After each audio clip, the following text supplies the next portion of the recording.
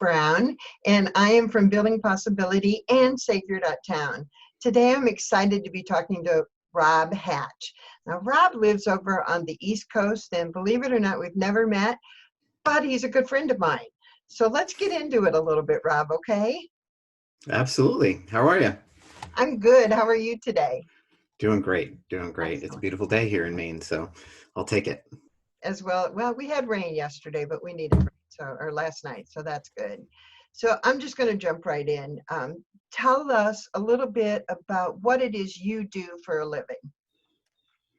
Primarily what I do is I'm a business coach, and my the primary source, my primary source of income is comprised of some courses and webinars that I have with one of my business partners, Chris Brogan, through Ownermedia. We do a lot of webinars around the various topics focused on helping small businesses and solopreneurs primarily as well, just around various topics.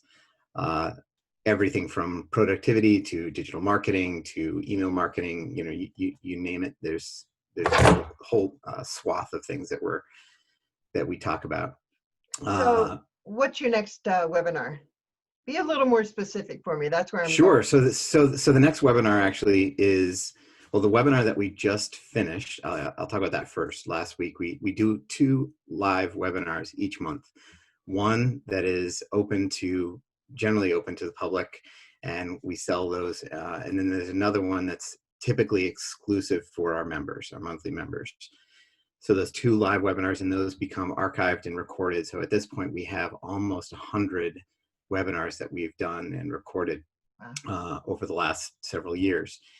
The last webinar was called Consistency as Confidence Fuel. And it was an idea that I sort of ran by Chris. Chris did the webinar, but I ran it by him because I was watching him do a daily Facebook Live video and just kind of meeting with people over time. Every day he did this at 10 a.m.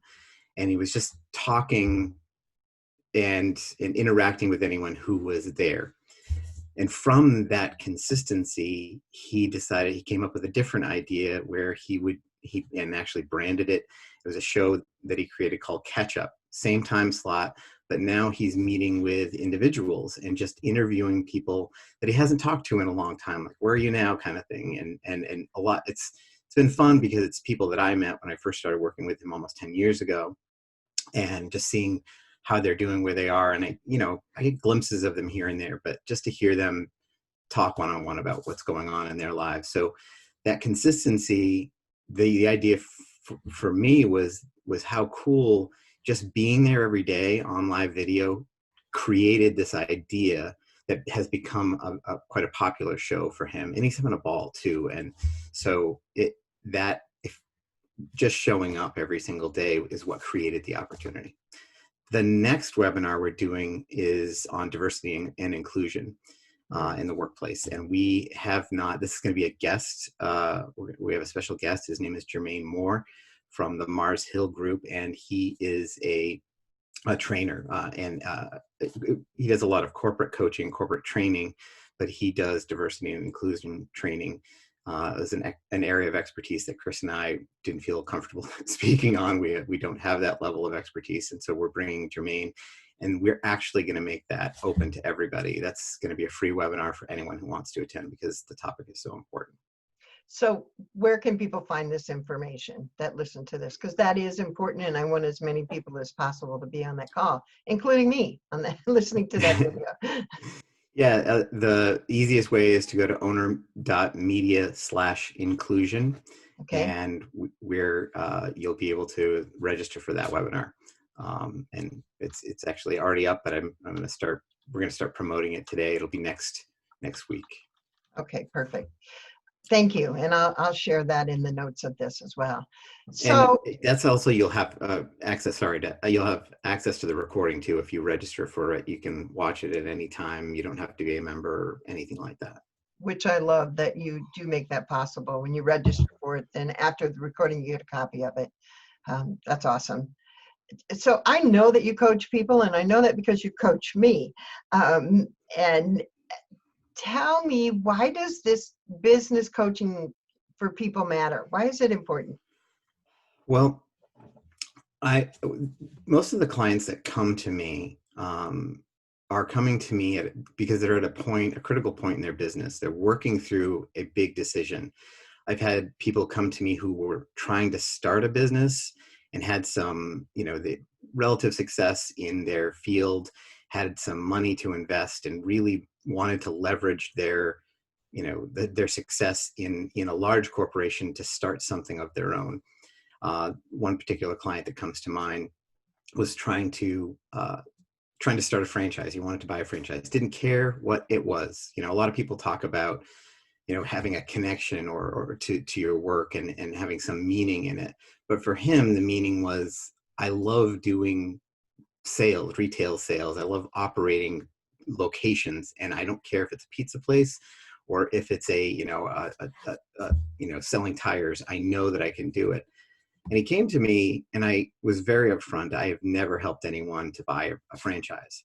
And I said, that's not my goal here. My goal is always to help you, to put you in a position to make the best possible decision.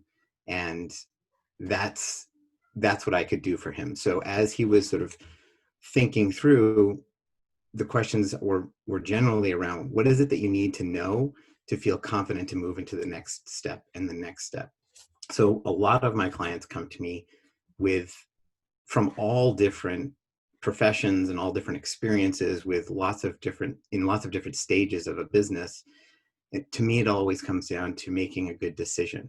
And what do I need to know, and what do I need to get rid of so that I can make the next best decision? And we just get closer and closer. And eventually, with this particular client, got to the point where he was ready, and he's now been running this.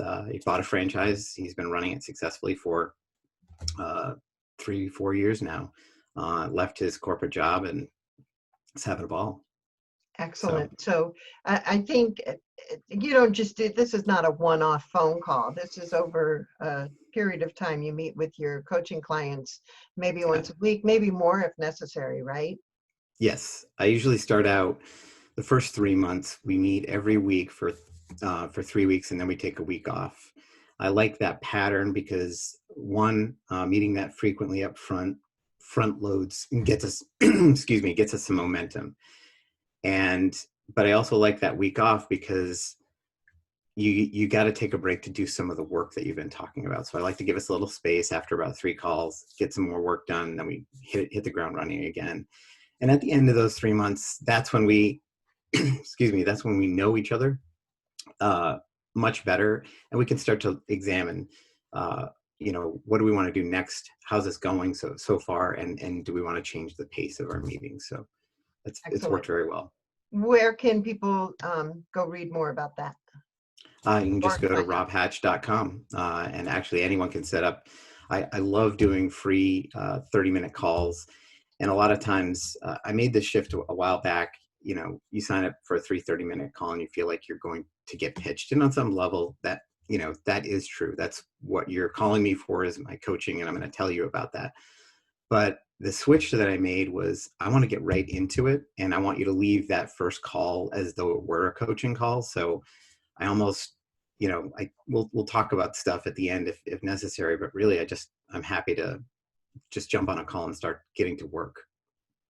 And people can sign up for that free 30-minute coaching call at robhatch.com. So that's awesome.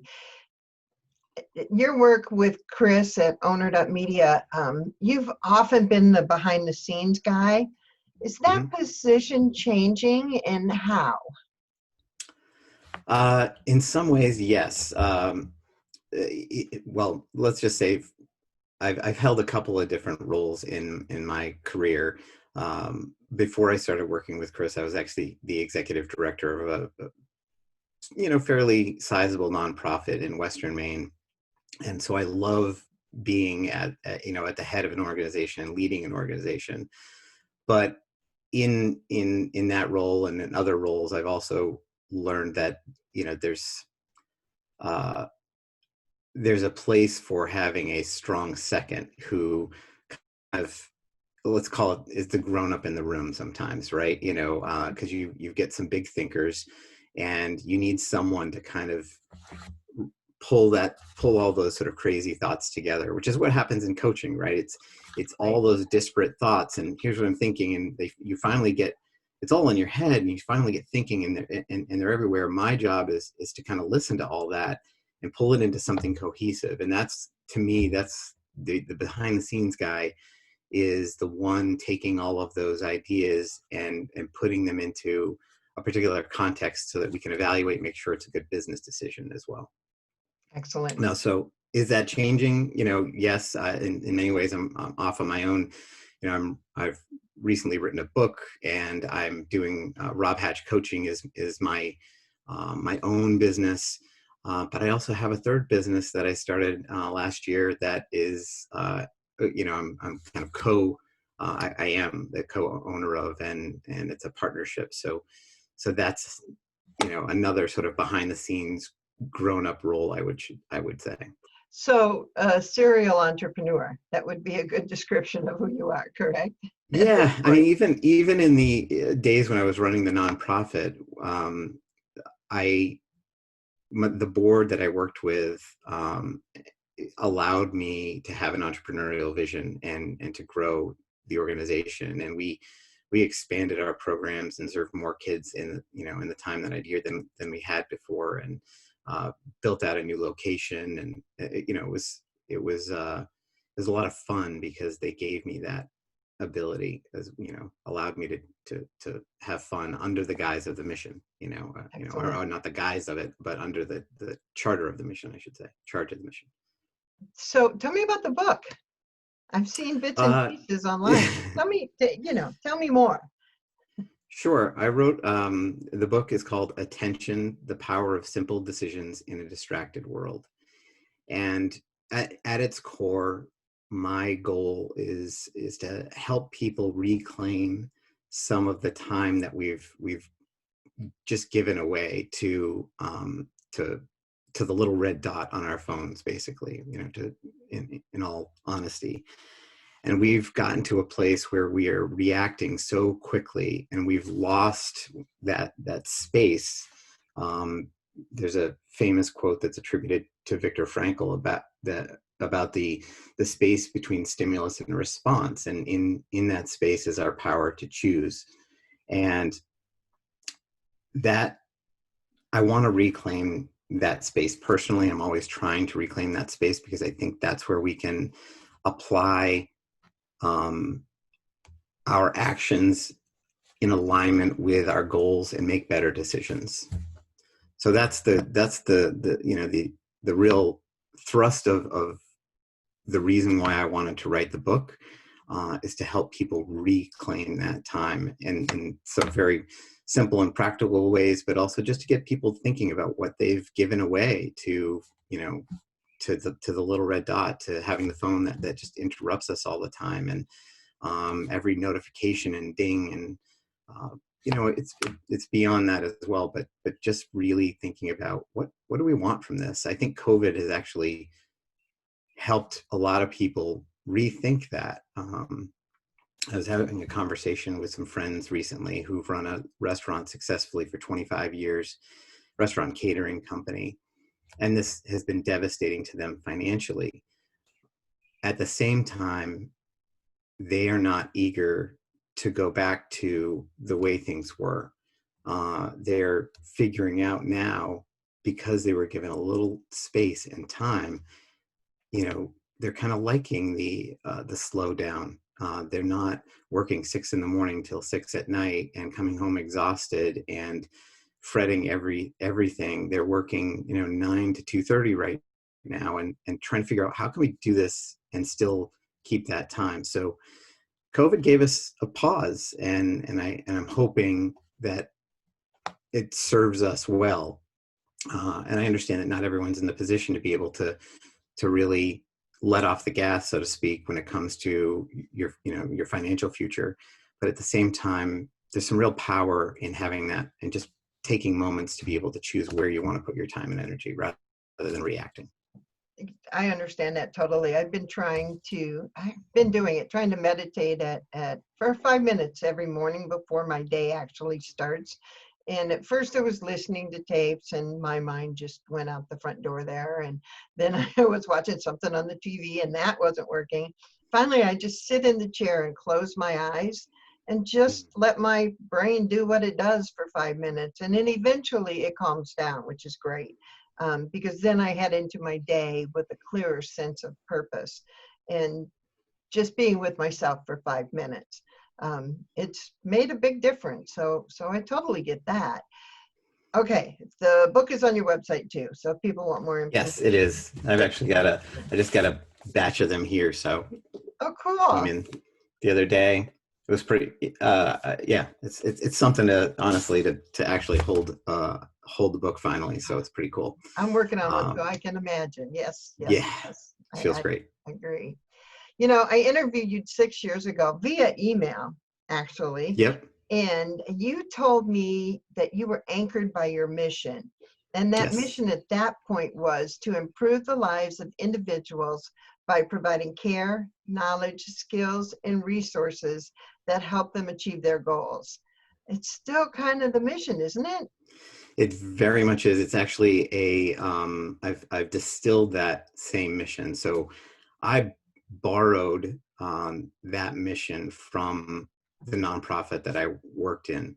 When I stepped into that role at that nonprofit, which it was called the Child Health Center, we provided all of the things that you just mentioned to children and families specifically, and most often children with special needs and their families. But there was something about that mission, and particularly around their goals. It wasn't our goals for them, but everything had to be rooted in what the person wanted in their lives. So I've continued to distill that, and now the most recent articulation, which I write out every single day at the top of my daily sheet, is help others do their work better. And so I don't necessarily talk about the care and all of that, but to me, helping is, everything's encapsulated in helping, and it's helping others, which is really important to me, rather than just thinking about myself, and rather than thinking about or believing that I somehow know what people want or know something that they should, how they should live their lives. I make it about their work and how they want to become better at it. Uh, so that's the most recent distillation, but it's rooted in that one that you just read. So take 1 minute and tell me about that daily worksheet. What's on it? I know you say your mission, so it's like what I do with my 5 minutes. That grounds you into what it is you do. But what else are you Yeah. putting on your daily worksheet? So I do this daily worksheet. I actually do it the night before because I want to enter the day with things already decided. I always talk about decide before you have to, decide before you have to. So if you have certain rules, if you've established certain things, then you don't enter the day kind of going, what do I need to do? So I always write it out the night before. I handwrite it because to me, there's a commitment there rather than just sort of clicking over on an app. Although for some people, an app is absolutely necessary, for various circumstances. It's just how they operate. But for me, I love to handwrite everything every single day. So on there, my mission always gets written out at the very, very top, always. After that are the 3 words that I've chosen for the year. And without going too much into that, Chris Brogan started something back in 2006 called 3 Words. And they are like guideposts, not necessarily a list of goals, but things that will help to continue to anchor you throughout the year that are aligned with the goals that you've set for yourself. So I write those out every single day. My 3 words this year are remove, build, and celebrate. Like, I'm removing extraneous garbage and crap from my life. I want to build the systems that I need, and I want to celebrate my accomplishments because I think that that's really important. So that's the summary. And then everything else is my daily work. I have a calendar. I keep a Google Calendar, but I take what's on the Google Calendar and handwrite it every single day. And then I also handwrite any things that I'm working on. I pull things from what you might call a to-do list, and I move them into different slots of my day. I love to start my day with what I call my success block, which is 2 hours of focused time, no interruptions, phone off, no social media, no email checking, nothing, and then I get that work done. That's my most important work. And then the rest of the day, I continue to work, but I know that if something happens to interrupt my day, I've at least done the most important work on my list. So that's what the daily sheet is. And I also have a section that I call my brain, and going back to meditating. This is a trick that I learned from meditation, which is when the instruction in meditation was, as you're thinking, as you're trying to meditate and calm your mind, there are going to be these thoughts. The natural inclination is almost to fight them, right? But the instruction was kind of to let them go and not to fight back against them. Just kind of let them go like a bubble, just sort of rising to the surface, and then kind of gently get back to meditation. My application of that for my daily sheet is, as I'm working on a project, I will inevitably think of, oh I gotta call the doctor. I forgot to make that appointment. I gotta refill that prescription. Oh, I've got to call Deb. She's waiting for something. Something will pop into my brain to interrupt me. It's not always an external interruption. So rather than jumping into that, I take that thought and I just jot it in that blank space. I used to just have a blank sheet every single day, but now I have this section of my sheet called brain, and I just capture it, and I'll make sure it finds its, then I just know that I'm not going to forget it, because that's the big worry, to jump into something to do it because you're worried about forgetting it later. Awesome. So let's switch up a little bit. Let's get a little more personal. I would like to know what has changed in your household because of COVID-19. A lot and very little. So on a daily basis, my wife and I both work from home. So that was very, not a lot changed there. She owns a photography business. I do business coaching and consulting. I can do it from anywhere. So we're very fortunate in that our personal daily lives were not interrupted. Everything that was interrupted or different was rooted in our kids. We have 4 children, one who's in college, one who just recently graduated high school, another high schooler, and then a 10-year-old.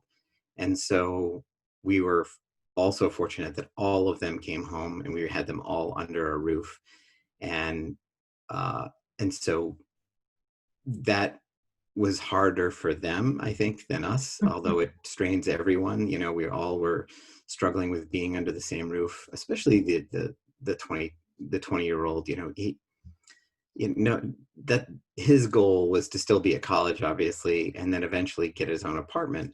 He didn't want to come back and live with his folks, and it's worked out just fine, but it has its challenges. So that's the biggest thing, was just that disruption and then the uncertainty. And we still don't know if our daughters are going back to public school in the fall because the plans have not been finalized. We don't know if our oldest is going back to college, or that our senior is actually going to his first year in college, and or what it will look like. So there's just a lot of uncertainty, and it's stuff that we can't control, which is also very hard, I think, for a lot of us, that we always want to exert some level of control on our circumstances. And this has been an exercise in having to let go. So those are the biggest changes, I think, is, just around the disruption to their schedules. And of course that does impact us. Yes, definitely. I know that your regimen of shopping and preparing your food by cleaning it before you come into the house is also important. Yeah. There are people that just think we should suck it up and go out because that's what we're going to need to get better. I'm not one of those people, and I don't believe that you are either. No. I think we have to learn how to live with this, but the idea of not wearing masks, for example, or kind of flouting the suggestions, to me has not been rooted in anything other than frustration and a desire to kind of regain some of that control. I mean, I get the economics of this is extraordinarily challenging, and it is and could be devastating on so many levels. We have yet to figure out what that will look like, or what the full impact of that will be. But yeah, so the idea of being very cautious and careful at the same time, not just for us. I'm less of, I'm worried a little bit because I have some members of our family who are sort of in a higher risk category, so we have to be careful. But at the same time, I just want to protect other people. I want our community. I would love to see the community just, instead of being angry about the mask, just wear it as a sign of caring about other people. That's the thing that hurts my heart, honestly, is when it's almost done as a, like they're flipping someone off, like they don't care. And that's the stuff that hurts me. I just think it makes sense to help everyone. So. Got it. So how do you see the future looking for small businesses and independent contractors because of this pandemic? I don't believe there'll be a return to normal. Normal's gone. But how do you see the future? I know, how will it affect you as you deal with people? Fortunately, you can still do that over the phone or over the internet. But your wife, who's got a photography business and has to be with people, all my speaking engagements postponed, moved, changed. Right. And retail store owners, it's affected them. But what do you see the good thing coming in the future because of this, if you see something good? I do see something good, which is weird to say, but I mean, make no mistake, this is going to be devastating on so many levels. But I'm encouraged by the creativity of some of the businesses around me. Here, an example of one that we've been trying to use. We have a favorite pizza place that's in Portland, which is about 40 minutes away from us, so we don't often get to go. One of the ways in which they adapted is they started doing community deliveries. So on Thursday night, they delivered to our town. They set up a little fold-up table in a parking lot with some company or organization that they made arrangement with. Set up a folding table. You place your order ahead of time. You pay ahead of time. You drive by. You pick up your pizza, and it's like 90% baked. So you finish it off in your own oven. So that feels safer as well. And that to me was such a great creative way to try and adapt to this. It doesn't cost them a whole lot. It's one person bringing out, I think they did 50 pizzas last week in our town.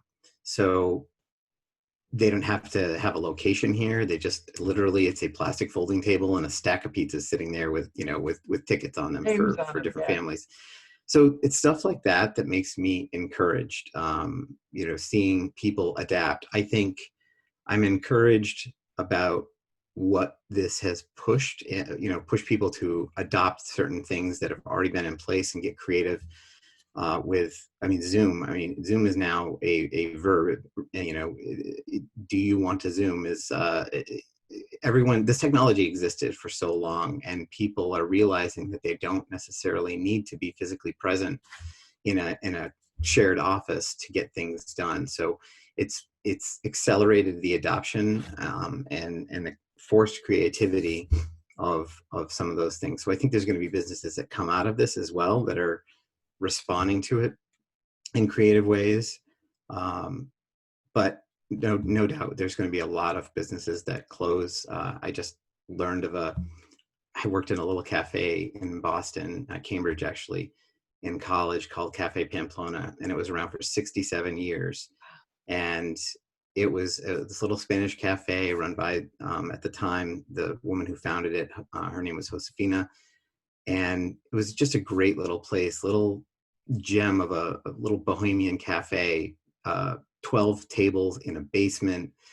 At the time it was smoke filled because, you could still smoke in places when I worked there. And they can't, there's no way they can operate because, it was probably a 20 by 20 space, so now they're forced to shut down. So there's going to be those moments where it's sad that we lose landmarks like that or other businesses. And it's unfortunate, but I am hopeful for the opportunities. I know Becky and I have talked about how can you help your businesses during the time of COVID? And one of the things we talk about are the businesses that are not going to make it. And it's pretty obvious, and the worst you can do is figure out how to give them money to extend for a month or two and increase their debt load. What could you possibly do to help them close effectively? How could you, could you help them sell their equipment? Those kind of things that they need to know, or put them in touch with somebody for succession planning, just to really face what's going on, face the Yeah. reality, and then help them get through it. Well, honestly, I mean, you could do that as a town and a community, right? You could come together and do that. At the same time, therein lies another business opportunity. Mhm. You could become the expert of transitioning small businesses and helping them. So, if you were in that field, myself as a business coach, I could, maybe I want to be the person who connects, and does a little research to find out where do you sell, store shelving and racks, who Right. is there a marketplace for that? Is there a marketplace for used restaurant, Equipment. And there is. equipment? And so, yeah, and all of those exist. But if you put, there's an entire business that could emerge out of being the sort of connector for all of those things and helping those transitions, or just as a community could come together and help out. And help out, or an individual. I mean, Yeah, every small step matters too, for sure. absolutely. I've had two more questions. Okay. Any new tools you want to share with me? I know we've talked about MailChimp and using it to create websites, so that's something I'm playing with. But anything else out there that people might be interested in? I don't, it's funny, I don't gravitate to a lot of new shiny tools, although I'm, the one that you mentioned, MailChimp, and being someone who does some consulting with companies around email marketing, MailChimp just continues to innovate and create, and stay one step ahead, and the tools inside their tool have become so robust that it's hard not to recommend them to a lot of folks. But you guys have also switched over to Podia, which is an online membership and course, as well as a course making tool or course selling tool, and I love that, what I've seen there.